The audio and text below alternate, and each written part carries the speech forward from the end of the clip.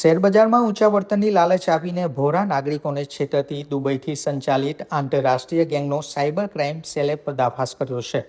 આ ગેંગે બેંક ખાતાઓ અને આંગળીયા મારફતે 1400 કરોડથી વધુનું અઢળક કૌભાંડ આચર્યું હોવાનું તપાસમાં સામે આવ્યું છે. આ મામલે અત્યાર સુધીમાં 4 આરોપીઓની ધરપકડ કરવામાં આવી છે, જેમાં ડેનિશ ધાનક, જયસુખ પટોડિયા, યશકુમાર પટોડિયા અને હાલમાં ઝડપાયેલ અજય ઉર્ફે ગોપાલ બિંદીનો સમાવેશ થાય છે.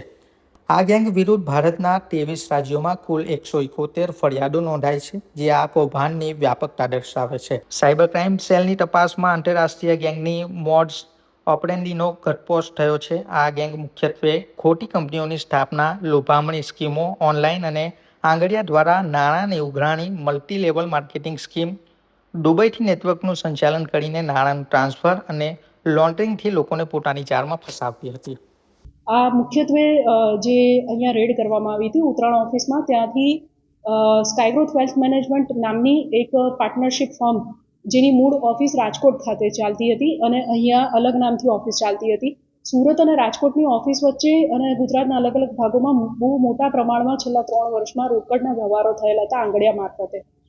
એ જે રોકડના વ્યવહારો છે, જે ખોટા નામથી પૈસા ઉપાડવા, જમા કરાવવા, આંગળીયા મારફતે પૈસા ફેરવવા, દીપેન ધાનકના કહેવા મુજબ, એની અંદર ડેનિશ ધાનક અને આજે ડેનિશ ધાનકનો સાળો છે જય ઉર્ફે ગોપાલ, એની ભૂમિકા અને એના પુરાવા હોવાનું મળી આવ્યું છે.